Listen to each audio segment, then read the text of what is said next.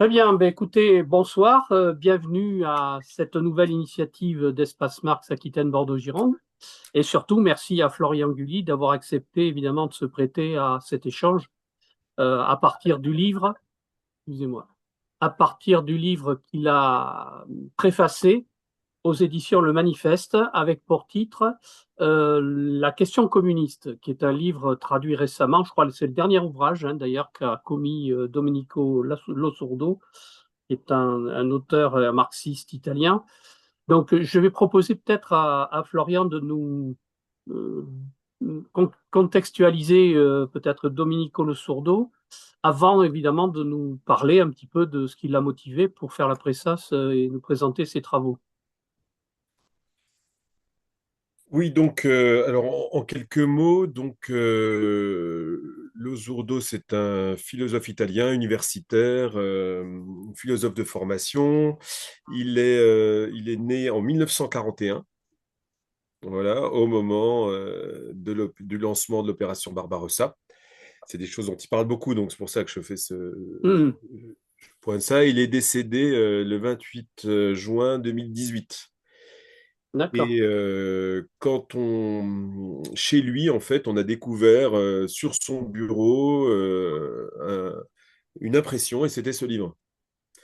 Voilà, donc Ok. vraiment le testament, quoi, mais inachevé parce qu'il est décédé, donc avec plein de problèmes. Il manque des morceaux, visiblement.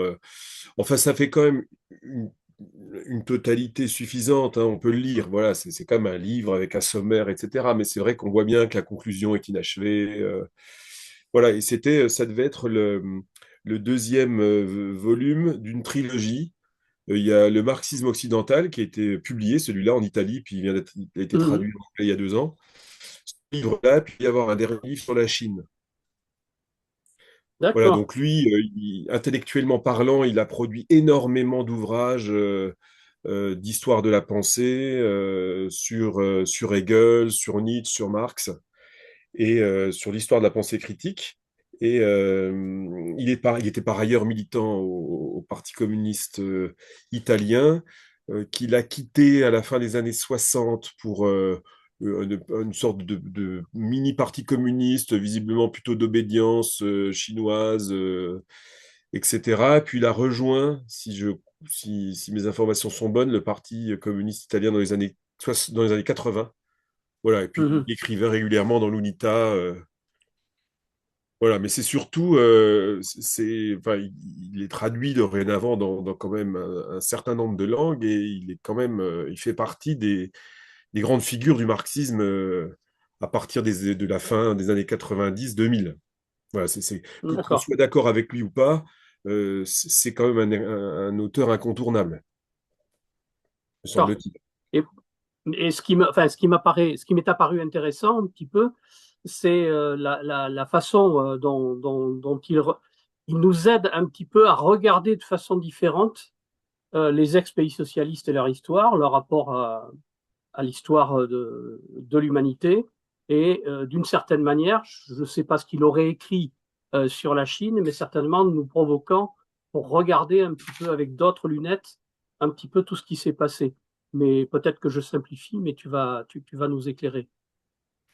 Oui, donc moi j'avais prévu peut-être de présenter Mais vas-y, hein. la pensée de Losurdo. Alors donc pas ce livre spécifiquement parce qu'on retrouve des choses qu'il a écrites, mais voilà, je préfère présenter sa pensée puis on reviendra si je vais un peu Tout à vite fait. sur des aspects qui vous intéressent.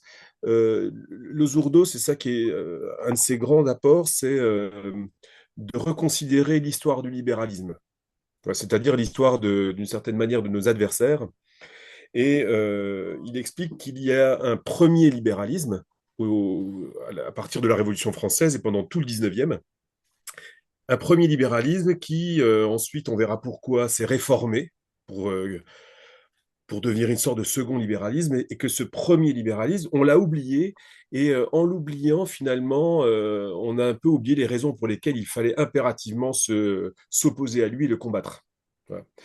Parce que, en gros, le libéralisme, si on écoute les définitions libérales du libéralisme aujourd'hui, elles nous disent, eh bien, le libéralisme, c'est le respect des droits, c'est la séparation des pouvoirs, les contre-pouvoirs, l'autogouvernement, la promotion de l'individu et son épanouissement, etc. Et donc, évidemment, les adversaires du libéralisme, alors on a l'impression qu'ils sont contre l'individu, contre le droit, contre la démocratie, contre la séparation des pouvoirs, voilà. Bon. Et ce que montre le Zourdo est vraiment texte à l'appui.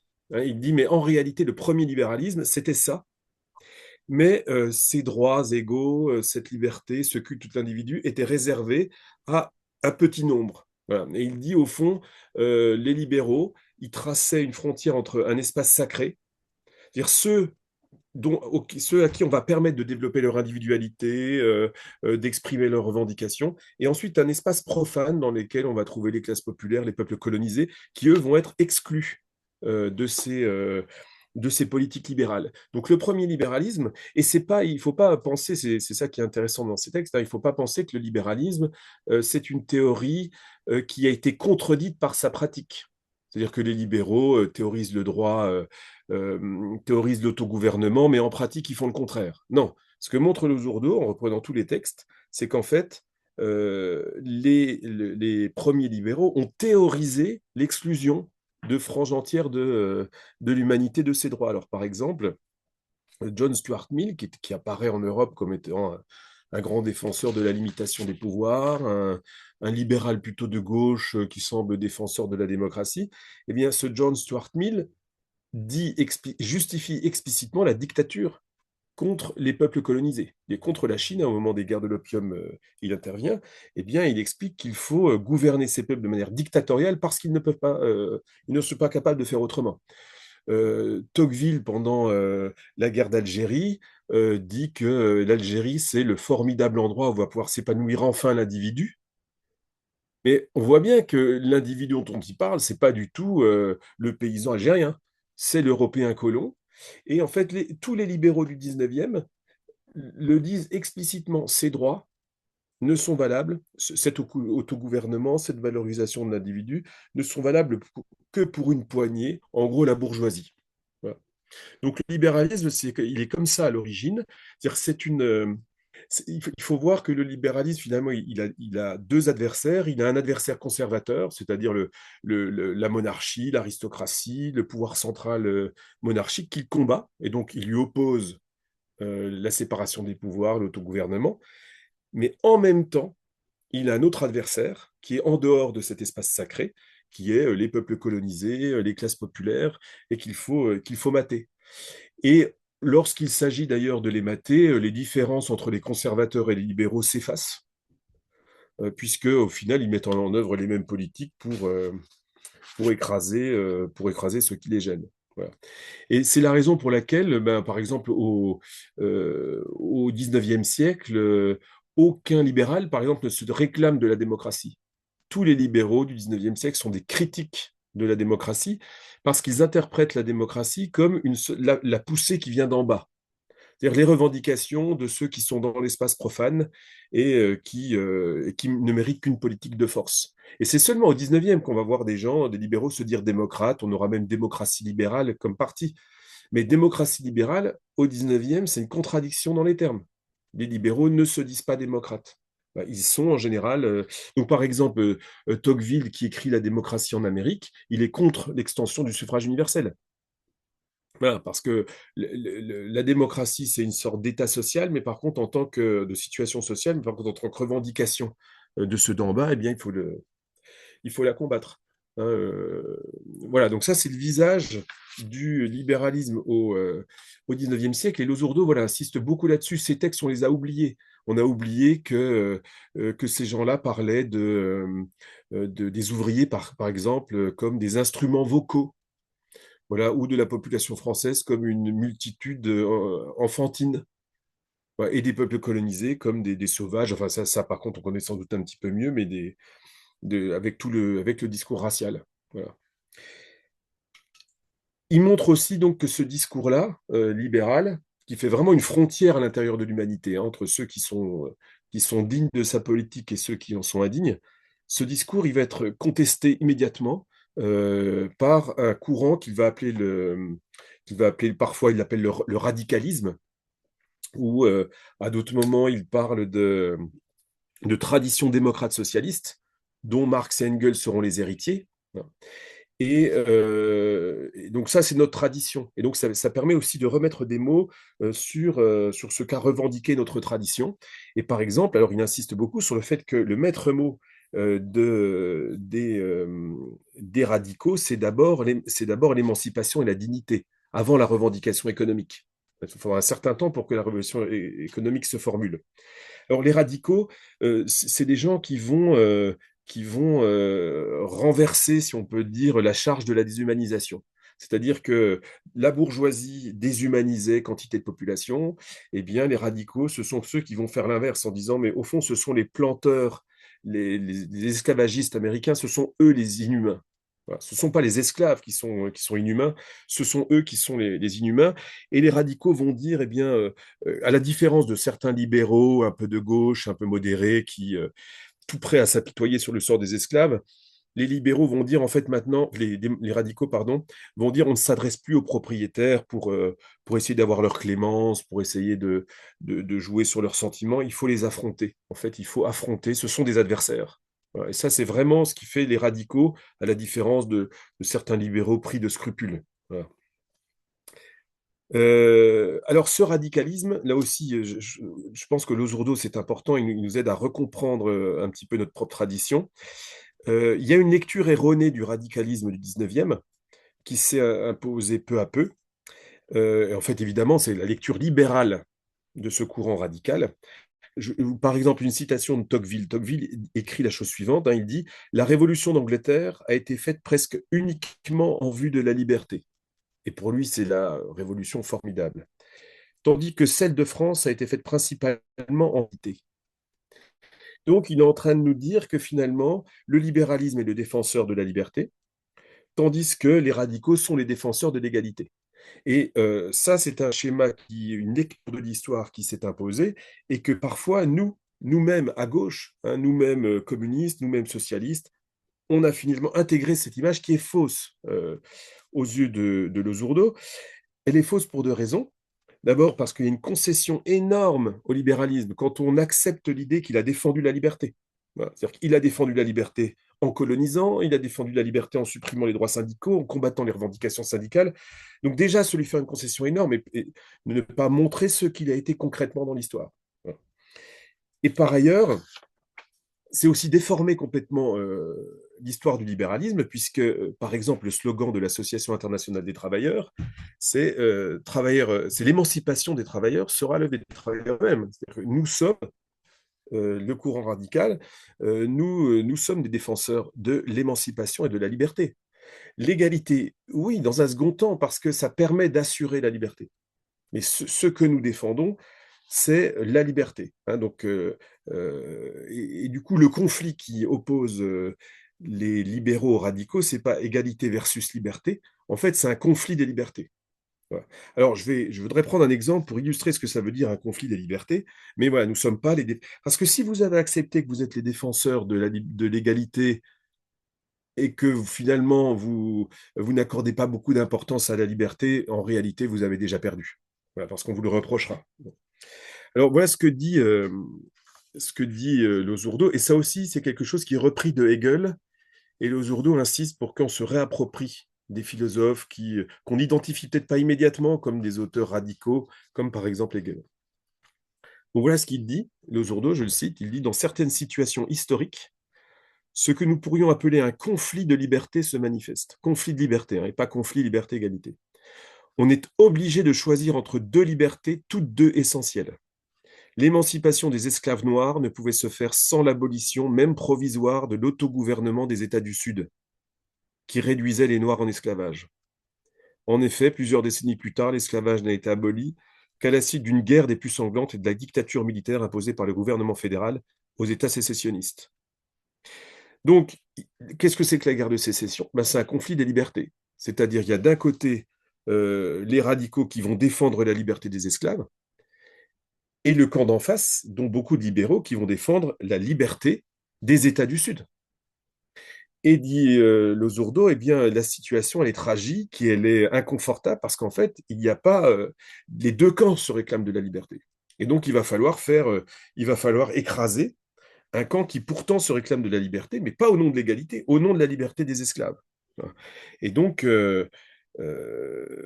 finalement, ici, le Zourdo conteste va même jusqu'à dire et à souligner le fait que bah, c'est une dictature militaire qui a émancipé les Afro-Américains. Voilà. Et oui, c'est une dictature, avec tout ce que ça nous pose comme problème de dire ça, mais c'est une dictature qui a émancipé les Afro-Américains. Et sitôt que l'armée de l'Union se retire des États du Sud, ce qu'elle fera une vingtaine d'années après la fin de la guerre de sécession, immédiatement mise en place de la suprématie blanche et de l'apartheid dans les États du Sud.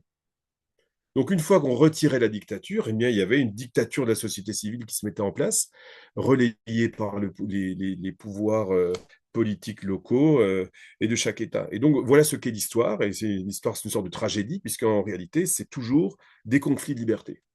Et nous sommes nous-mêmes les radicaux, des défenseurs de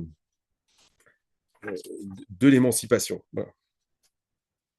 Alors par ailleurs, et c'est aussi vraiment un des grands mérites de Luzurdo, il insiste sur le fait qu'on ne peut pas simplement s'opposer au libéralisme, qu'on doit être capable d'en hériter.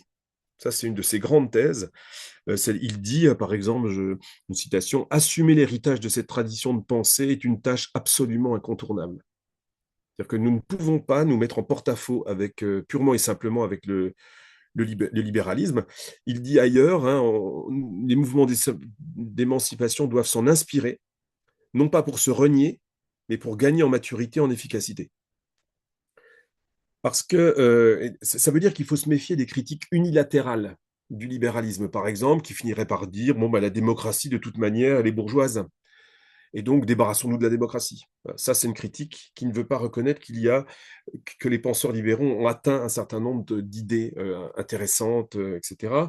De la même manière que bah, le droit, c'est quelque chose qui n'est pas important parce que c'est bourgeois, euh, que l'individu, de la même manière, bah, puisque c'est revendiqué par les libéraux, eh bien nous, il faudrait qu'on soit les défenseurs de la communauté, mais alors en niant les droits des individus. Donc voilà, vraiment, Luzurdo s'oppose à ces lectures-là. Moi, ça me fait penser, par exemple, à ce que fait Lucien Sèvres sur l'individu. Hein, on a un Lucien Sèvres, donc philosophe marxiste, et longtemps membre du Parti communiste français, qui, bien conscient des problèmes de l'individualisme de nos sociétés, forge un concept alternatif qui est l'individualisme, en disant, mais nous autres communistes, nous sommes pour le développement des capacités de l'individu, évidemment, on n'est pas pour le retour à la communauté.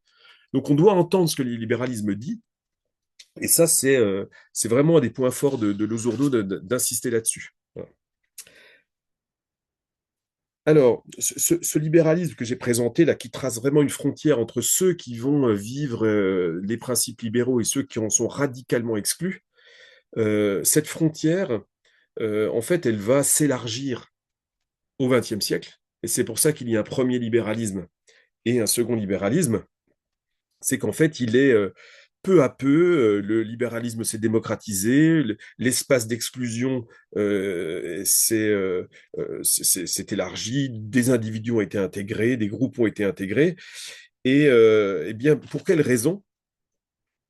Alors, Lozordo estime que c'est le défi en fait lancé par des mouvements extérieurs au libéralisme qui vont le contraindre à se modifier. C'est-à-dire que le libéralisme n'a pas évolué vers la démocratie de manière naturelle, spontanée et de manière indolore. En fait, c'est sous la pression extérieure, et notamment la pression du radicalisme, et en particulier au XXe siècle la pression de tous les mouvements communistes, que le libéralisme s'est modifié, s'est démocratisé et a réussi à intégrer davantage de monde enfin d'appliquer en tout cas à davantage de monde les principes libéraux. Hein. Donc, je m'arrête simplement, par exemple, sur la Révolution d'octobre, dont le Surtot considère elle a contribué, hein, par ses effets à l'émancipation au XXe siècle. Alors, par exemple, les droits sociaux dont on dispose aujourd'hui, bon, bah, c'est des idées, voilà, il n'y a pas que le Zourdo qui le dit, mais on le doit à ce rapport de force et à cette pression, hein, mise sur les pays occidentaux par l'existence de l'URSS. Je cite le Zourdo, il dit Les droits économiques et sociaux, enfin non, pardon, c'est pas le Zurdo, hein, c'est le contraire, c'est Hayek, Friedrich von Hayek, qui est un des grands auteurs néolibéral, inspirateur de Thatcher, de Reagan et du néolibéralisme. Il dit les droits économiques et sociaux sont l'invention ruineuse de la révolution marxiste. Voilà. Et donc, quelqu'un comme Hayek n'arrête pas d'écrire que eh bien, le monde occidental est infecté par le marxisme. Alors, ça peut nous paraître bizarre, hein, il dit ça pendant la guerre froide. Il dit, mais voilà, bah, même l'ONU, dit-il, est infectée par le marxisme parce que l'ONU reconnaît un droit à l'existence, un droit à recevoir un minimum pour satisfaire ses besoins.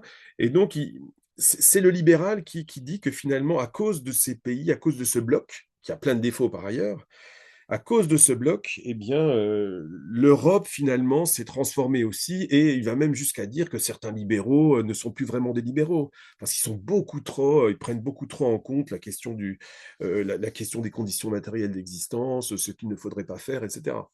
Donc, par exemple, quelqu'un comme John Rawls, qui est un grand philosophe libéral du début des années 70, pour Hayek, c'est un libéral dévoyé, quoi, parce il a trop subi l'incidence du socialisme. Voilà. Autre, autre énorme apport à ses yeux de l'URSS et en particulier de Lénine, c'est à l'égard du monde colonial. Voilà. Parce que le monde socialiste, avant la Première Guerre mondiale, il était toujours ambigu hein, sur la question. Alors, les congrès de l'international condamnaient, de la Deuxième Internationale, ils condamnaient l'expansion coloniale, mais qu'est-ce qu'on fait avec les colonies qu'on a déjà? Bon, voilà, on tourne un peu autour du pot. Qu'est-ce qu'on fait de l'Algérie? Qu'est-ce qu'on fait de l'Indonésie? Alors, oui, on conquérera pas de nouveaux territoires, mais on va pas non plus libérer les autres. Alors voilà, il y avait toujours des ambiguïtés. Et là, clairement, avec Lénine, c'est vraiment, il tranche. Voilà, c'est terminé dorénavant. C'est c'est le, c'est l'émancipation des colonies. Au congrès de Bakou, hein, il y a le congrès des peuples d'Orient en 1920, on modifie la formule du manifeste du Parti communiste qui devient prolétaires de tous les pays et peuples opprimés du monde entier, unissez-vous. Voilà. Donc avec Lénine, clairement, la division civilisée-barbare, elle vole en éclats complètement. Voilà.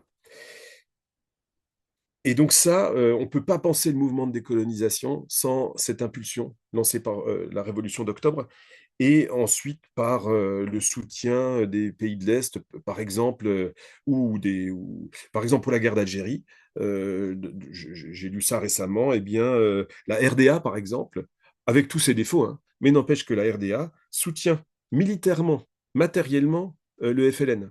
De même qu'elle soutient militairement la branche armée de l'ANC. Elle envoie des instructeurs en Afrique du Sud, tandis que la RFA soutient l'apartheid. Alors oui, évidemment, hein, Berlin et son mur hein, et toutes ces choses injustifiables, mais en même temps, la RFA soutient l'apartheid. Bon. Et le bloc de l'Est soutient, j'ai aussi vu des envois de centaines de milliers de fusils chinois en Algérie. Hein, et donc, sans doute que voilà, tout ce soutien a permis l'émancipation. Et le Zourdo ajoute, c'est quelque chose auquel il tient, hein, il dit Stalingrad apparaît comme le moment le plus haut de la lutte des classes du XXe siècle.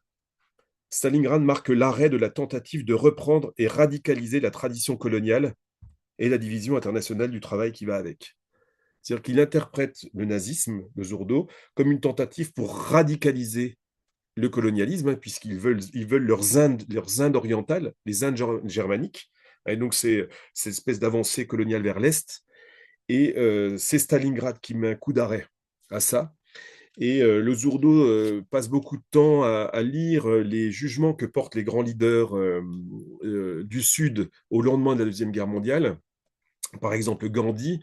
Et il dit, mais quand Gandhi salue l'Union soviétique et Staline, c'est pas que Gandhi est stalinien, c'est pas que Gandhi approuverait les procès de Moscou ou qu'il ne les aurait pas vus ou qu'il serait aveugle à ça, mais c'est qu'il a bien compris qu'il y avait quelque chose qui était le début de la fin de la domination coloniale de l'Occident sur le monde, qui a commencé 500 ans plus tôt. Hein, voilà.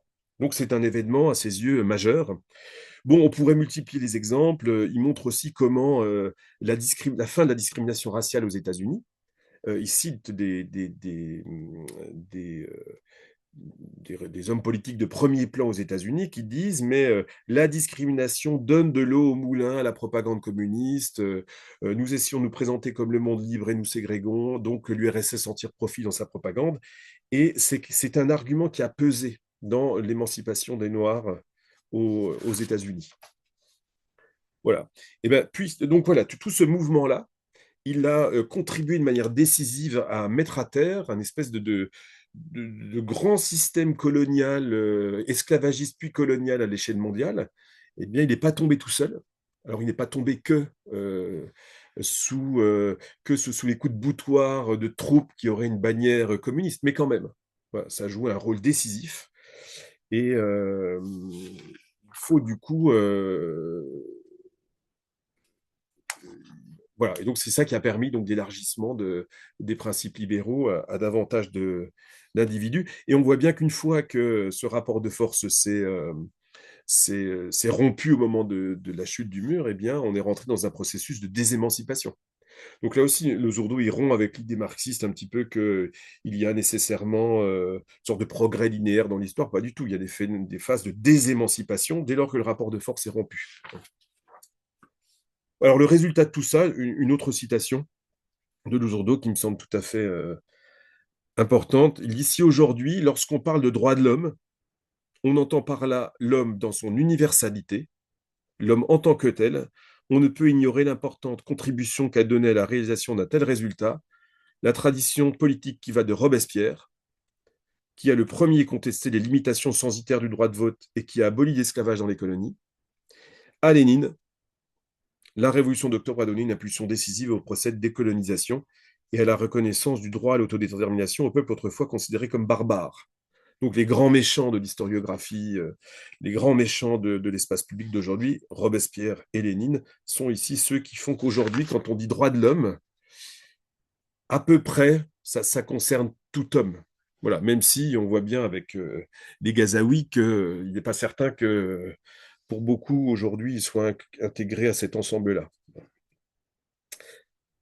Voilà, alors néanmoins, ça n'empêche pas, peut-être aussi, je peux juste ajouter ça, il dit, le Zourdo, la constatation de ce fait historique, hein, Robespierre-Lénine, ne doit pas faire obstacle, évidemment, à l'établissement d'un bilan critique sans indulgence à l'égard de cette tradition révolutionnaire.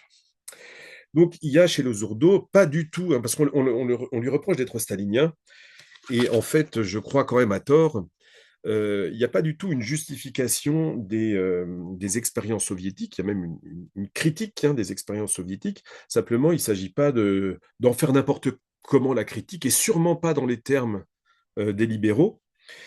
Euh, et il ne dit jamais que l'échec hein, des expériences soviétiques s'expliquerait uniquement par l'encerclement impérialiste. Ça, c'est sans doute une thèse effectivement problématique. Donc oui, il y a l'encerclement impérialiste qui joue, c'est sûr, il joue, ça doit être pris en compte. Mais il montre qu'il y a un certain nombre de déficits internes et théoriques qui expliquent l'effondrement et au final la faiblesse hein, d'un monde soviétique qui n'a pas su se réformer. Alors que le libéralisme se réformait en devenant autre chose que ce qu'il était au départ, eh bien le monde socialiste n'a pas réussi à le faire. Et il a, certes, à cause de la pression, mais pas que à cause de la pression. Mais en revanche, voilà, il s'agit vraiment de faire ce bilan hors des catégories de l'adversaire. Et par exemple, l'opposition démocratie-totalitarisme, il y a un gros passage dans le texte, il faut vraiment renoncer à ça, d'abord parce que les historiens eux-mêmes, en réalité, hein, l'ont mis ça à la poubelle depuis quelque temps. Hein. Vous lisez Johann Chapoutot et Ingrao, les spécialistes du nazisme, ils vous disent que plus personne ne travaille avec ça. Hein. C'est dans les programmes scolaires, par contre. Et ils disent d'ailleurs qu'on ne les a pas contactés, alors qu'ils sont les spécialistes du domaine, on ne les a pas contactés pour les programmes scolaires. Alors pourquoi ça ne tient pas debout démocratie, totalitarisme, par exemple, si on dit, bon, bah, regardez le programme, le programme du collège, il vous compare nazisme, communisme dans les années 30. Et il dit ça, c'est totalitarisme. Et puis, bah, par exemple, la France et l'Angleterre, c'est démocratie. Sauf que dans les années 30, la France et l'Angleterre sont des empires coloniaux. Bon, alors drôle de démocratie quand même. Bon, pourquoi alors omettre le fait qu'il s'agit d'empires coloniaux qui ne reconnaissent aucun droit, qui utilisent la chicotte en Afrique, la répression, l'emprisonnement, pour la moindre opposition politique dans les colonies françaises, vous retrouvez en prison. Enfin, il y a le pourcentage de gens qui passent par la prison dans l'Afrique coloniale française est très élevé. Donc, la France, ce n'est pas une démocratie. Et de la même manière, si on compare, mais comparons tout, c'est-à-dire si on compare, pourquoi pas l'URSS avec l'Allemagne nazie, parce que, par exemple, il y a un système de parti unique, donc ça mérite une comparaison, et il ne faut absolument pas la refuser. Mais pourquoi est-ce que dans les programmes scolaires, on ne compare pas l'Allemagne nazie avec l'Amérique, puisque l'Allemagne nazie elle-même n'arrête pas de dire notre idéal de l'État racial, c'est les États du Sud. Pour nous, nous voulons faire une expansion à l'Est. Nous avons nos Indiens, ce sont des Polonais.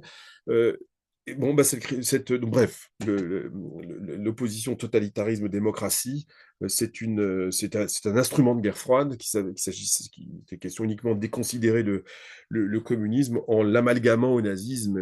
Voilà, c'est un instrument de guerre froide.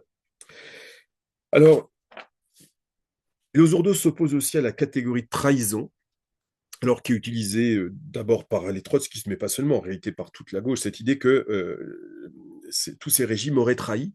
Alors pourquoi est-ce qu'ils s'opposent ça? Non pas pour dire qu'ils étaient formidables, hein, mais pour dire que, en fait, quand vous dites trahison, vous dites que l'essentiel est du côté des idées, du projet, de la vision communiste, et le réel, c'est une trahison des idées. Donc le réel ne m'intéresse pas, parce que le réel a souillé l'idéal. Et d'ailleurs, le Zourdo insiste beaucoup là-dessus pour dire, là, il y a quand même un reliquat de pensée, d'influence chrétienne dans la pensée critique, cette idée de la pureté de l'idéal et de l'histoire qui souille. C'est un schéma religieux. Voilà. Et quand vous faites ça, eh bien, du coup, vous détournez, vous fuyez l'histoire. Voilà, vous détournez, vous ne regardez pas ces expériences, qu'ont-ils fait? Voilà. Et vous présupposez que les idées sont bonnes. Et Losurdo, là aussi, je trouve ça très intéressant. Il dit non, qu'est-ce que c'est qu'une révolution? C'est un grand test pour des idées. Elles sont testées. Là, on va savoir ce qu'elles valent, ces idées.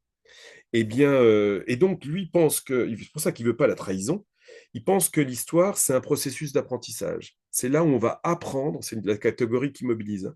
C'est là où on va apprendre ce que valent nos idées.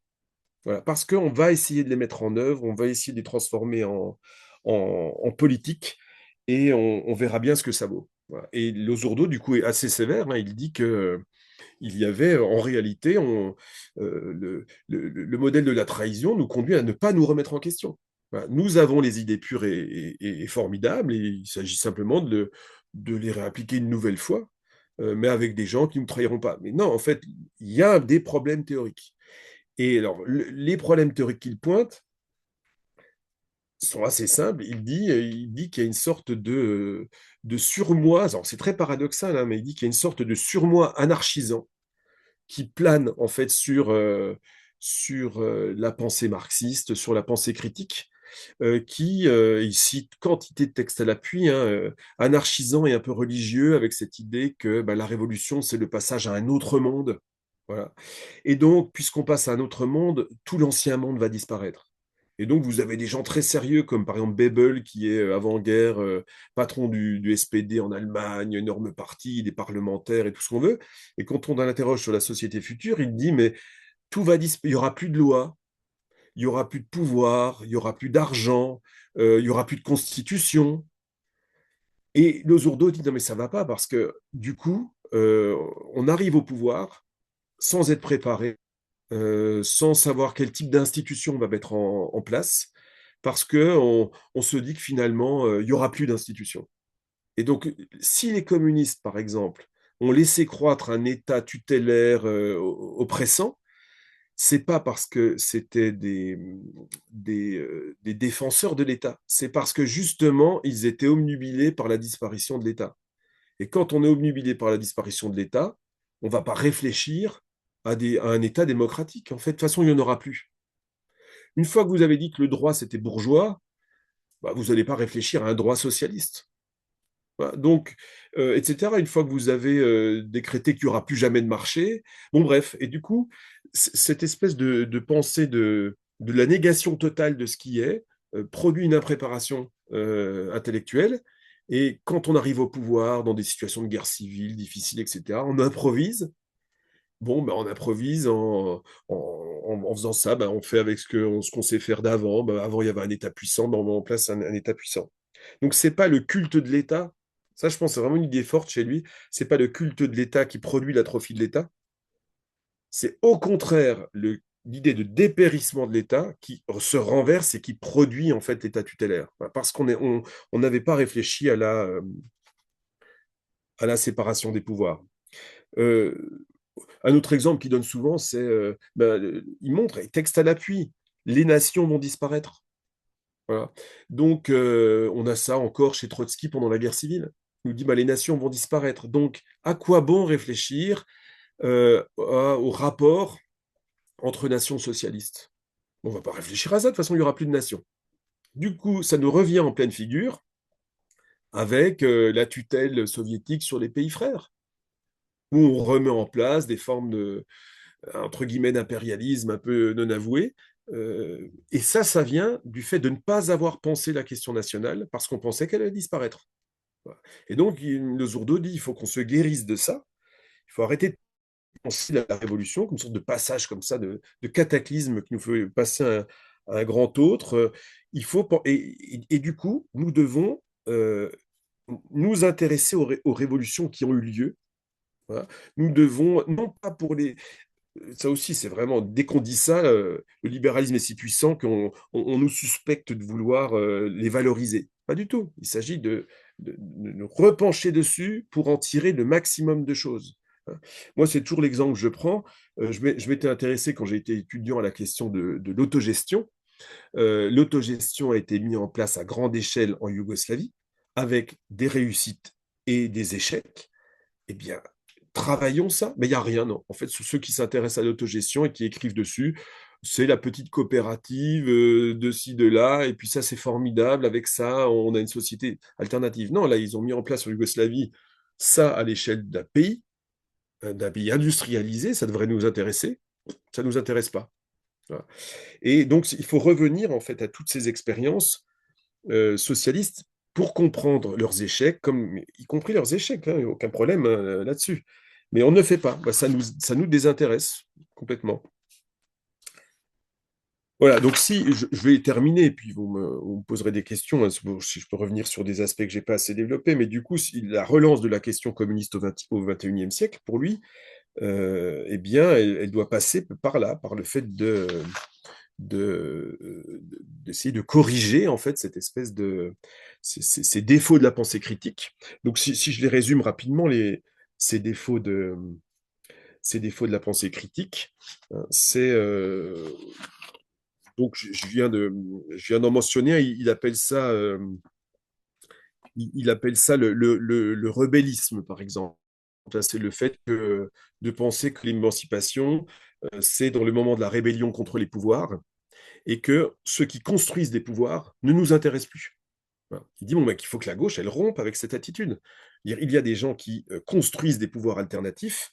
Il ne s'agit pas de les encenser par principe, mais il s'agit de regarder ce qu'ils font et pourquoi, et les difficultés qu'ils rencontrent et pourquoi ça ne produit pas l'émancipation attendue. Voilà. Or, la gauche, elle n'est pas du tout là-dedans, dit Losurdo, elle est dans une sorte de fascination pour la rébellion, pour la rébellion marginale, pour la défaite aussi.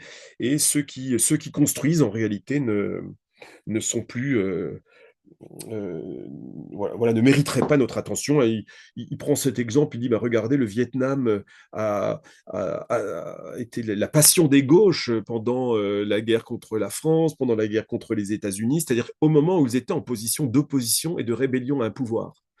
Sitôt qu'ils se sont mis à construire, le charme a disparu et on ne sait même plus. Enfin, il faut vraiment y aller pour s'y intéresser, mais sinon, ça a disparu de nos préoccupations. Il ne s'agit pas de dire que le Vietnam, le nouveau modèle de je ne sais quoi, mais que font-ils pour rester indépendants, comment produisent-ils, comment répartissent-ils? Ben, on ne sait pas, parce que ça ne nous intéresse plus. Donc il faut que la gauche, elle renoue avec ça. Alors, lié au rebellisme, hein, Marx disait que le développement social, c'est à la fois les luttes, mais c'est aussi le développement des forces productives. Il disait, c'est les deux en même temps. Eh bien, Louzordo dit, la question des luttes, c'est le rebellisme. La gauche ne parle que de ça. Le développement des forces productives, en tant que c'est quelque chose qui peut être émancipateur, ça a complètement disparu des radars. Donc, par exemple, le développement des forces productives chinoises, ça a intéressé Louzordo, n'est pas un objet de réflexion pour la gauche, par exemple. Mais aussi, on pourrait aussi se tourner vers des réflexions féministes, par exemple. Simone de Beauvoir, en 1949, elle disait quelque chose. Elle disait ce qui a émancipé les femmes, c'est l'industrie et les machines. C'est pas les luttes d'abord. Elle dit c'est l'industrie et les machines parce que la machine, elle va mettre à égalité l'homme et la femme. Dorénavant, l'homme perd son avantage physique puisque la machine ne suppose plus une force musculaire démesurée. Voilà. Et donc, elle dit, le développement des forces productives va produire un effet d'émancipation sur les femmes gigantesque. Aujourd'hui, c'est très rare dans le féminisme qu'on mentionne ce genre de choses. On parle des luttes. Alors oui, il faut en parler, c'est intéressant les luttes, mais on a oublié que le développement des forces productives, par exemple, pour la Chine, si vous sauvez chaque année, si vous arrivez à nourrir chaque année et à éviter que ces gens meurent de faim, des millions de gens, vous les avez émancipés. C'est pas une émancipation intégrale, totale, tout ce qu'on veut, mais c'est un début d'émancipation. Autre défaut peut-être encore de non, mais on pourra revenir là-dessus. Mais en tout cas, voilà, on peut peut-être passer aux questions, mais voilà, il essaie d'indiquer un certain nombre de biais intellectuels, d'habitudes de pensée qui se sont installés à gauche et qui doivent être impérativement, je pense aussi à la question nationale, hein. Par exemple, il pense que la question nationale, elle est en permanence sous-estimée par la gauche, ce qu'on peut voir un petit peu aujourd'hui, c'est-à-dire que bon, on se rend peut-être un peu compte que d'avoir finalement mis notre sécurité dans les mains d'un autre pays, l'OTAN, les États-Unis, on se rend peut-être compte que du coup ça pose un certain nombre de problèmes politiques. On se rend compte maintenant au pied du mur. Mais ces choses-là, elles étaient peu présentes en fait dans les réflexions de la gauche. Voilà. Et idem peut-être dernière chose, l'idée que réfléchir aux institutions, voilà, et à la construction d'un État c'est quelque chose qui doit être, qui doit être au centre de la réflexion communiste et non pas simplement le thème de la disparition de l'État. Hein, il cite alors un petit peu cruellement un philosophe allemand, Horkheimer, Max Horkheimer, qui est un théoricien de l'école de Francfort, et il trouve son journal en 1941. En 1941, il dit, c'est une belle ironie de l'histoire, Horkheimer regrette que l'URSS ne se soit pas engagée dans un processus de dépérissement de l'État. Et le Zourdo, il dit, mais en 1941, la Wehrmacht est aux portes de Moscou. Est-ce qu'on pense que dans ces conditions-là, le dépérissement de l'État a quelque chose à voir avec la réalité? Ou est-ce que c'est pas une sorte de fiction d'intellectuels de gauche qui mérite vraiment d'être abandonnée? Voilà. Bon, il faut peut-être que je revienne sur deux, trois points. J'ai peut-être un peu caricaturé deux, trois choses, vous m'excuserez, hein. Pas de souci, Florian. Merci beaucoup hein, pour ta présentation et qui a le mérite un petit peu de revaloriser, si on en avait besoin, je dirais, une démarche matérialiste qui a été quelquefois oubliée, je dirais, dans nos engagements ou dans nos démarches. Alors peut-être une réaction, Patrick ou Vincent ou Alexandre, l'historien qui est présent ici. Vous voulez éventuellement donner votre sentiment ou votre point de vue à cet exposé? Ouais, moi je veux bien. Vas-y, Alexandre. Oui, tu viens de dire, Dominique, justement, si on avait besoin de revaloriser une démarche matérialiste, eh bien, moi je pense que oui, on en a besoin et je remercie Florian Gulli de nous avoir présenté le livre de Losurdo. Moi, je n'ai qu'un regret, c'est de ne pas pouvoir me le procurer. J'ai les autres bouquins de Losurdo. Là, je viens d'en sortir un. Celui-ci, là, justement, où il est question qui était paru chez Delga, celui-là, Faire l'histoire. J'ai celui, son histoire son contre-histoire du libéralisme. Et effectivement, il y en a besoin, parce que je ne sais plus si c'est avec toi, Dominique, que je racontais, parce que juste à propos de Robespierre. Je parle même pas encore ni même de Lénine ou autre. Je te racontais, discutant avec quelqu'un qui en plus qui est membre du parti, pas simplement Espace Mars, là, tu vois, vraiment pas membre du parti, qui me dit encore pique-pendre de Robespierre. La discussion, ça avance et je lui explique donc effectivement, parce elle a quand même une teinture en histoire et je lui dis, mais enfin, Robespierre, c'est celui qui s'élève contre la Constitution de 91, qui distingue des citoyens actifs et des citoyens passifs. Et parce elle était omnibilée par l'histoire du droit, du droit. Il faut être dans le droit, dans le droit, dans la Constitution, dans le droit. Je dis, ben, le droit, bon, déjà celle-ci. Et j'en arrive. Alors bon, j'ai évidemment été un petit peu, euh, un petit peu, euh, comment dire, coquin, parce que je dis, avec la Constitution de 1791, là on est quatre, là il y en a qu'un seul qui peut voter. Les trois autres ils peuvent pas voter parce qu'ils payent pas assez d'impôts. Voilà, c'est ça le régime que tu veux et c'est ça que tu vas reprocher à Robespierre. Et euh, c'est distillé ces 30, 40 dernières années à gauche, et y compris au Parti communiste, et peut-être même dans d'autres partis, les autres partis marxistes, je ne sais pas, enfin, ou de tradition marxiste, ou le NPA, tout ça, je ne sais pas, mais c'est distillé une sorte je crois que Florian l'a dit tout à l'heure, c'est-à-dire que on a euh, admis les catégories de pensée du libéralisme sans faire le tri entre l'héritage qu'il convenait de retirer du libéralisme, parce que ou alors après on a des attitudes de rejet total. En fait, on va vers une sorte de je sais pas quoi, d'indigénisme, d'indigénisme réactionnaire, hein, à bien des aspects, et on a beaucoup de mal à avoir les idées claires sur ces questions. Et donc, j'espère beaucoup hein, que le livre va être retiré, enfin, en tout cas, qu'on va pouvoir l'avoir disponible hein, pour pouvoir s'en servir, d'abord pour réfléchir dessus, et pour pouvoir s'en servir, et pour pouvoir le faire lire et le diffuser, et en diffuser ce que les réflexions de toute une vie de l'eau sourde qui a beaucoup réfléchi sur en philosophe, mais aussi en historien, et c'est ce que effectivement il convient de faire. Bon, après chacun le fait à partir de sa discipline, mais dans les deux. Voilà. Bon, je ne vais pas monopoliser la parole. Ok, Alexandra, Patrick ou Vincent ou Anne. Alors, vos micros sont éteints hein, si vous souhaitez prendre la Ouais. parole. Voilà, Patrick, vas-y. Ouais, non, moi, bon, d'abord, pour remercier Florian pour son exposé, pour l'effort de pédagogie qu'il fait, parce qu'il y a Oui, le dans, livre n'est pas si facile que ça à lire. Oui, vas-y, Patrick, excuse-moi. ouais, dans ce qu'il a exposé, il y a beaucoup de questions actuelles. Moi, je partage ce qui est expliqué à partir de première et seconde phase du libéralisme et les évolutions grâce au rapport de force et aux expériences de transformation sociale, notamment l'Union soviétique, avec les, les paramètres sous-jacents de ce qu'a dit Florian.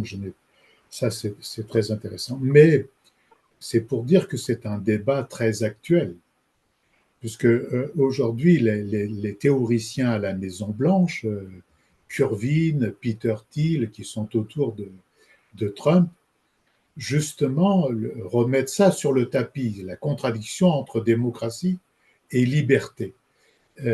Peter Thiel, il va même jusqu'à dire, mais c'est incompatible. La démocratie, elle est totalement incompatible avec le capitalisme, et même le capitalisme est incompatible avec la liberté.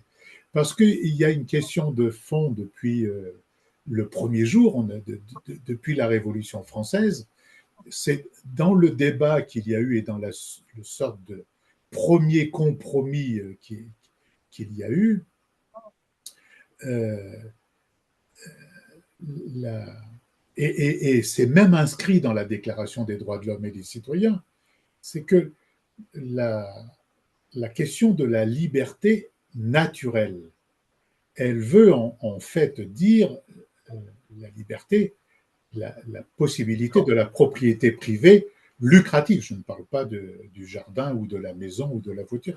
Et ça, ce débat, il continue à traverser les sociétés, les pensées d'ailleurs, puisque Florian a dit ce qu'il fallait dire de Tocqueville, mais les gens autour de Trump, eux, ils sont encore avant Tocqueville, ils sont contre les Lumières, mais contre Tocqueville lui-même. Et donc, cette tension-là, le fait qu'on remette ça est très intéressant. De même, la question du conflit des libertés. C'est pas une petite affaire, hein, parce que j'entendais encore ce matin, peut-être vous l'avez entendu aussi, la grande joueuse d'échecs iranienne qui vit en France désormais. Et j'ai écouté il y a quelques jours de cela également une, comment elle s'appelle, Shebadi, qui est prix Nobel de la paix, qui donc se bat avec le mouvement. Et en Iran, le mouvement du peuple en Iran, le mouvement des femmes, puis le mouvement actuel. Et tous les deux disent, alors, c'est choquant pour nous, mais c'est interpellant pour moi. Tous les deux ont dit, mais oui, il faut que le fameux fils du roi là, soit notre leader, c'est notre leader charismatique. Et je crois que ce matin, on a demandé, mais vous êtes pour une intervention de Trump alors? Il a dit oui, c'est ça qui va nous libérer. Alors, c'est une drôle de question parce que, évidemment, moi, je considère juste ni Mollah, ni Shah, retour au Shah d'Iran, ni Trump, mais la possibilité pour le peuple de s'émanciper. Mais quand on entend ça, et après ce que vient de dire, et ce qu'a bien exposé Florian sur le conflit des libertés, et ce n'est pas qu'une fois que ça nous arrive, hein, ça nous arrive maintenant régulièrement dans des grandes questions internationales. Bon, ben, ça nous interpelle un peu, ça nous choque un peu. On ne peut pas répondre comme ça, bah, brutalement, violemment, non, non, non. Moi je suis pour la thèse ni Shah, ni Mollah, ni Trump, mais il faut quand même faire un chemin avec les gens. La preuve, ce que disent ces gens-là, approuvé quand même par l'intelligentsia française et les médias. Et après, dans sous-jacent de ce que tu dis aussi, Florian, sur transformer le réel, c'est-à-dire Marx, dans la définition du communisme, il a dit on abolit l'état des choses, processus qui abolit l'état des choses actuelles. Un peu une partie de choses qu'a développé Florian en parlant de l'eau sur dos. C'est bien cette question du processus-là qui est première. Et donc, nous, ça nous pose des questions. C'est qu'il faut revenir à la question du processus. Il faut réinterroger ça, retravailler ça. Et la question du processus, c'est pas tout à fait la même chose c'est opposé à la question d'étapes prédéterminées comme nous l'avons dit et que d'autres l'ont dit au fur et à mesure de l'histoire. Et j'aime beaucoup ce que dit Florian à propos de l'autogestion, parce que moi je crois que c'est quelque chose, vous vous rappelez dans les conflits, mais c'est la région ou même le département de Florian, donc il peut en parler là.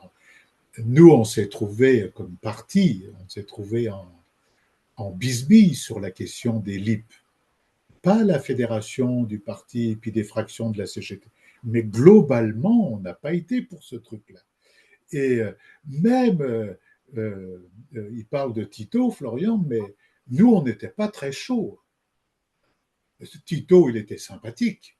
Il y avait bien des avantages, mais faut dire que nous n'étions pas très chauds et on suivait plutôt les soviétiques. Or, il y avait quelque chose de ce côté-là à creuser qu'on n'a pas fait parce que justement là se trouve la question du processus et qui supprime la question d'espèces d'étapes prédéterminées. On ne détermine pas. Si on croit que le communisme, c'est le mouvement réel qui abolit l'état actuel des choses et la prise du pouvoir, la prise en main par les salariés à la fois de la production et du travail, ce qui est indispensable aujourd'hui. On ne réglera pas la question écologique, par exemple, si les peuples ne prennent pas en main. On ne réglera pas la question, par exemple, le droit.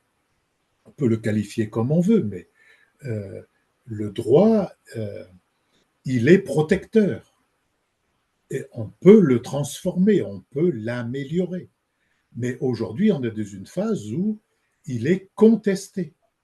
Et donc, je suis d'accord avec l'idée. Moi, c'est pas parce qu'on l'appelle le droit bourgeois qu'il faut faire une croix dessus. Il faut appuyer là-dessus pour aller plus loin vers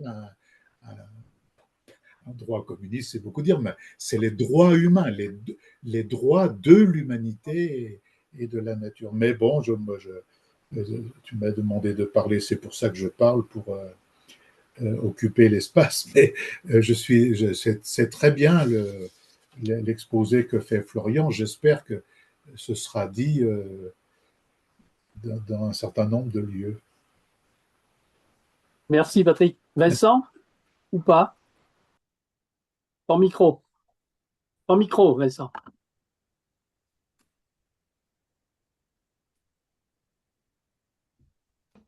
Donc, oui, je vais commencer par un appel auprès du dernier intervenant en lui demandant, pas obligé de répondre tout de suite, par quel processus il a pu avoir eu connaissance du sonnet d'Emma Lazarus sur le socle de la Statue de la Liberté.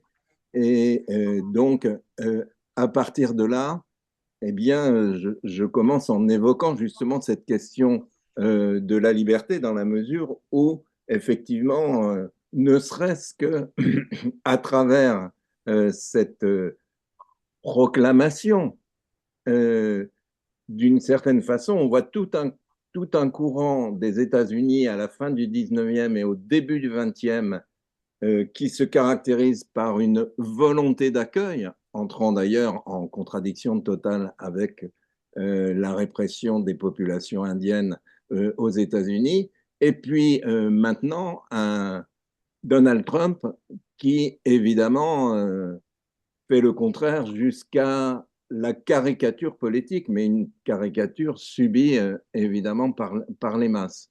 Euh, de, de ce point de vue-là, évidemment, on ne peut que tirer la conclusion que les notions de liberté, évidemment, se mesurent à des zones complètement différentes selon que l'on est puissant ou misérable, pour reprendre la formule de La Fontaine.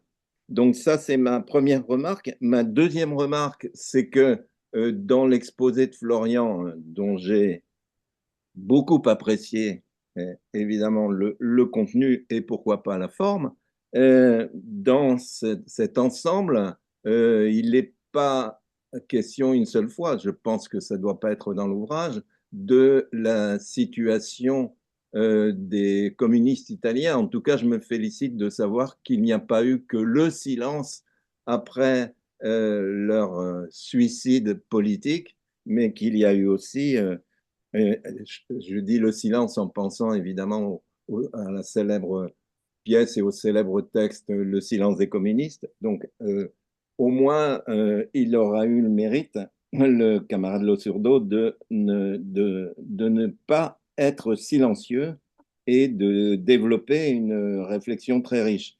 Ceci étant dit, euh, bien évidemment, je pense qu'on a eu totalement tort de ne pas faire le bilan sans concession des expériences soviétiques, c'est l'expression que tu emploies, des expériences soviétiques et des autres expériences.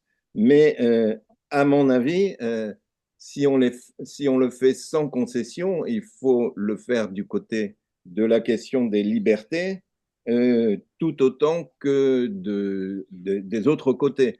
Incontestablement, un des points, je ne dirais pas globalement positifs, mais un des points positifs de cette affaire, entre guillemets, c'est la façon dont les idées communistes et l'existence même des pays socialistes et soviétiques ont pu irriguer de façon très importante l'ensemble de la planète. À un petit détail près quand même, que lorsque, il faut bien le dire, la Yougoslavie s'écroule ou lorsque l'URSS s'écroule, eh bien, ça se fait très, très rapidement et apparemment sans réaction au bon sens du terme, sans action à nouveau, disons, de la part des populations. C'est absolument incroyable. C'est-à-dire qu'il y a une sorte de mise sous éteignoir qui, quand même, est très révélateur du fait que on manquait peut-être un peu de démocratie et de liberté, quoi.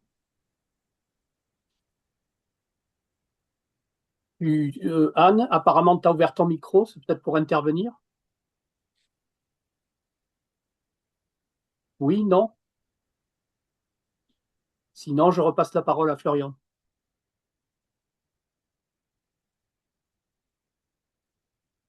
Oui, peut-être pas, je ne vais pas rajouter grand-chose, mais par rapport à ce qui pourrait revenir sur plusieurs interventions, par rapport à Robespierre ou par rapport au discours des Trumpistes d'aujourd'hui, ce que je trouve intéressant avec Losurdo, c'est qu'il assume complètement l'idée qu'il faut avoir une philosophie de l'histoire. C'est-à-dire, il faut avoir un grand récit, hein, c'est complètement assumé, et qu'en fait, il n'y a pas de politique sans grand récit. En fait, c'est de la politique, ça commence par le grand récit. Et moi, j'ai été très intéressé par un article sur un peu l'entourage de Trump, où on a des gens qui ont un grand récit et qui pensent la décolonisation, par exemple. Ils font tout un truc sur la décolonisation en disant que eh bien, les puissances européennes ont quitté l'histoire au moment de la décolonisation parce qu'ils n'ont pas voulu assumer la puissance en se maintenant dans les colonies. Ce qui, à leurs yeux, du coup, c'est le discrédit de l'Europe, d'où le fait qu'ils peuvent nous mépriser et nous prendre de très haut parce que nous avons renoncé à la puissance. Du coup, la Chine, disent-ils, en a profité pour coloniser toute l'Afrique, enfin tous les endroits dont se retiraient les Européens. Et donc, il faut lancer un grand programme de reconquête. Et le mot colonie est utilisé, hein, et donc, je pense qu'eux se situent à ce niveau-là, c'est-à-dire qu'ils réfléchissent à la politique en embrassant le siècle. Et nous, trop souvent, on en reste collé à l'actualité, à l'année ou à la décennie, alors qu'auparavant, il y avait un grand récit de l'émancipation. Voilà, et un récit pensé à l'échelle du monde, et il faut le reprendre. Et c'est là où, par exemple, mais voilà, il faut le reprendre à l'échelle mondiale. C'est pas simplement un récit de l'émancipation nationale, parce que, par exemple, tout l'intérêt de Robespierre, on le voit quand on intègre bien qu'en même temps qu'il y a la révolution à Paris, il y a la révolution à Saint-Domingue, bientôt Haïti. Et donc, si on a en esprit la révolution de Saint-Domingue, c'est quand même beaucoup plus facile de défendre Robespierre. Eh ben, les adversaires de Robespierre, c'est le parti colonial qui adore les droits de l'homme, mais surtout pas dans les colonies. Donc il faut récupérer ce discours, ce grand récit d'émancipation, en intégrant tout le temps la dimension coloniale, parce qu'elle est trop souvent, si on n'a pas en vue ce que les pays de l'Est ont permis en termes d'émancipation contre la colonisation, on n'a rien à en défendre d'une certaine manière. Donc il faut vraiment insister sur cette dimension. Et par contre, effectivement, ça permet aussi, je termine, avec cette idée d'hériter du libéralisme, ça permet d'éviter de tomber dans, en effet, les espèces de délires indigénistes qui nous rappellent à la religion, nous rappellent à la communauté, qui là se placent vraiment en opposition au libéralisme, avec parfois, de manière complètement inattendue, chez des auteurs décoloniaux, une espèce de phraséologie heideggerienne, de l'enracinement dans les traditions, enfin, qui sont complètement tout en se disant anti-européens, ils s'inscrivent dans une tradition européenne de type fascistoïde, enfin en tout cas d'extrême droite, qui elle effectivement se met en porte-à-faux avec le libéralisme. Voilà, mais en tout cas, il y a des éléments pour un grand récit et ça me semble important.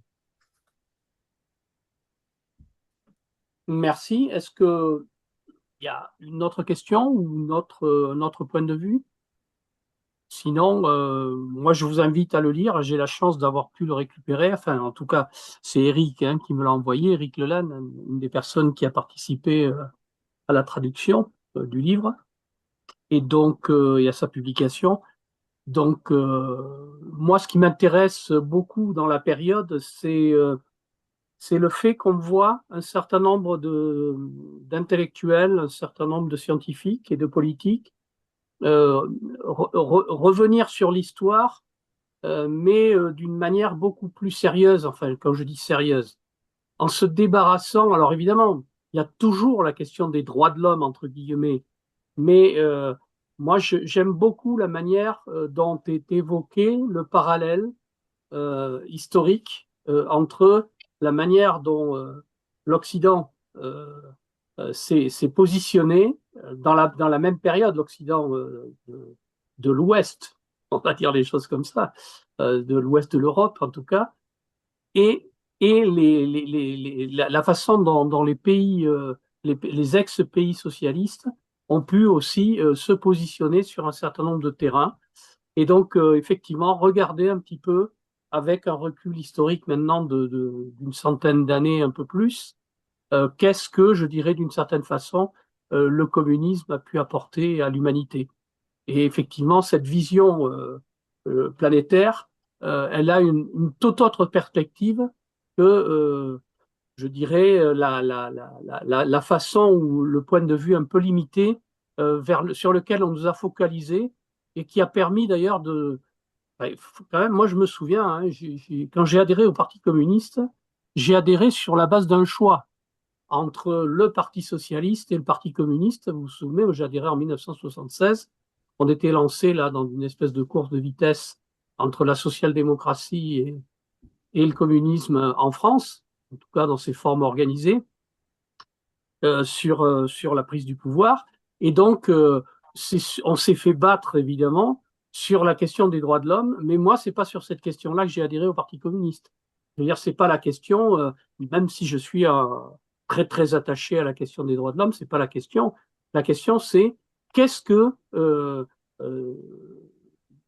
qu'est-ce qu'on a apporté à l'humanité et qu'est-ce qu'on a apporté en France aussi. Je veux dire, je ne m'écarte pas du tout de la question nationale, mais qu'est-ce qu'on a pu apporter de précis. Mais après, moi, ce qui m'intéresse aussi, c'est dans ce que tu as évoqué, tu sais, à un moment donné, moi, c'est la question de la table rase, en fait, qui est en jeu derrière tout ça. Tu l'as évoqué aussi, Patrick, d'une certaine manière. C'est-à-dire qu'on a souvent, on s'en est arrêté souvent à la première phrase de l'Internationale, ce qui est quand même problématique. C'est-à-dire qu'on fait table rase du passé. Or, l'histoire de l'humanité, c'est rien, ça n'est certainement pas une table rase. Et même dans les formes les plus dramatiques, je dirais, de la colonisation, il y a eu effectivement disparition d'un certain nombre de cultures, au moins tentative de faire disparaître un certain nombre de cultures, de pratiques sociales, de pratiques humaines, pour pouvoir lui substituer, mais une autre culture. C'est pas simplement, c'est pas la table rase. Voilà. Donc c'est pour revenir un peu sur la question du récit, mais c'est une question qui est en débat aujourd'hui. On sent bien qu'on a besoin de se redonner, je dirais, un peu de motivation et d'arrêter de culpabiliser sur l'histoire. Moi, je veux dire les choses comme ça. Peut-être que c'est mon histoire judéo-chrétienne qui me travaille, mais je veux dire, j'ai quand même le sentiment que, y compris dans le mouvement ouvrier, dans le mouvement communiste, il y a une tendance à être paralysé par ce qui s'est passé part, alors c'est vrai que c'est dramatique, hein, l'effondrement des pays de l'Est, la reprise, la reprise du pouvoir et la reprise de l'initiative historique par les forces réactionnaires et les forces ultralibérales, c'est pas quelque chose qui nous fait plaisir. Mais il n'empêche que il faut peut-être qu'on reprenne l'initiative et qu'on reprenne un petit peu ce qui a été propulseur justement pendant tout le fin du 19e et tout le 20e siècle. Alors, je sais que j'ai un débat avec Vincent sur ces questions-là, parce que souvent, ce qui est renvoyé, c'est ah ouais, mais tu regardes le mouvement de la Chine et son développement, mais il y a eu Tiananmen. Oui, c'est vrai, il y a eu Tiananmen. Et il y a eu aussi des millions de gens, et tu l'as évoqué d'une autre manière, Florian, c'est pas pour te mettre dans le coup, mais tu l'as évoqué d'une autre manière, en rappelant effectivement tous les millions de morts qui ont été évités euh, en combattant effectivement la pauvreté, en combattant la misère et la faim. Moi, alors après, je porte aucun jugement moraux par rapport à ça, mais je me dis, il va falloir qu'on se décolle d'un certain nombre de choses tout en évaluant de façon critique ce qui se passe et ce qui s'est passé. Mais comment être compréhensible dans un débat politique aujourd'hui si on évacue de notre paysage, y compris, sans en évaluer un peu les contradictions, je dirais ben, la Chine et le rôle qu'elle joue aujourd'hui. Bon, oui, il y a certainement un impérialisme chinois. Sous quelle forme, il faut être regardé de près. Pour autant, qu'est-ce que ça apporte à l'humanité aujourd'hui? Qu'est-ce que ça nous permet d'envisager, y compris au niveau international? Je rebondis un peu sur ce que tu as dit, Patrick, mais c'est que c'est compliqué. On est vraiment dans une situation où on a besoin vraiment de travailler. Tu fais bien de rappeler. Hein, ouais, je suppose que tu as produit un texte sur le site La Faute à 10 euros. À 10 euros. Donc, effectivement, je le copierai, on le fera partager. Voilà, bon, je vais rien dire de plus, mais est-ce que une dernière question ou une dernière réaction de Florian? Ouais, moi, de mon côté, je vais pas tarder à devoir vous Voilà, non, quitter. mais c'est pour ça. En tout cas, je tiens à te remercier encore une fois d'organiser ça. Je pense que c'est important de. Le lien que j'ai envoyé, en fait, c'est la présentation que j'avais faite à l'ENS du bouquin. Voilà, D'accord, d'accord. j'ai repris une partie de ce que j'ai dit ce soir. Ok, ok. Bah, très bien. Écoute, on va le récupérer et puis le lire. Alors, d'ailleurs, j'annonce au passage, bon, tu m'as fait partager là, avant qu'on commence la réunion, tu m'as transmis effectivement la préface d'un livre que tu as commis et qui va être publié prochainement. Ça méritera évidemment qu'on se donne un petit rendez-vous dans les semaines et les mois qui viennent, dès que le livre sera sorti, pour qu'on ait un échange aussi. Et là, on va revenir sur des questions. Si tu veux en dire deux, trois mots, ça peut être intéressant pour prolonger après les échanges. Oui, bah, si vous avez l'occasion, c'est Vivek Chiber. En fait, il est proche de l'aile gauche, enfin proche de Bernie Sanders, c'est un économiste américain d'origine indienne et marxiste enfin vraiment avec l'idée d'un pas un marxisme orthodoxe, hein, mais une rénovation avec une prise en compte, un marxisme très centré aussi sur des études empiriques pour essayer de jargonner le moins possible, avec la volonté de trier ce qui est mort, ce qui est vivant chez Marx et chez les marxistes. Enfin, voilà, ça mérite vraiment le détour. Hein. Je pense qu'il faut jeter un œil. Je t'ai envoyé un lien, la préface qui Mhm. est en partie en ligne, donc ça peut donner envie de lire le livre. Hein. Je crois que c'est vraiment un auteur qui vaut le détour. Ok.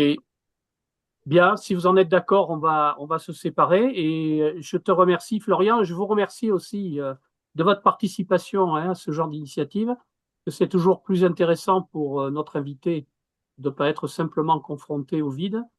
Au vide, c'est pas le vide, mais en tout cas, un espace numérique non vivant, c'est quand même mieux, je dirais, de pouvoir échanger, Oui. de pouvoir avoir quelques réactions, je dirais, ou en tout cas réflexions complémentaires à la présentation. En tout cas, merci Florian. Et Eh ben, puis, merci à toi, Dominique.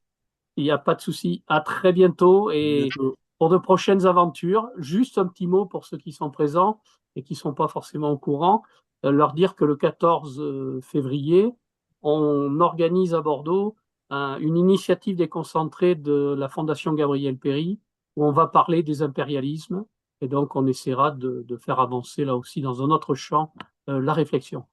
Merci à tous et à toutes et bonne soirée, et puis à bientôt pour de nouvelles aventures. Merci, à plus tard. Salut Patrick. Salut tout le monde.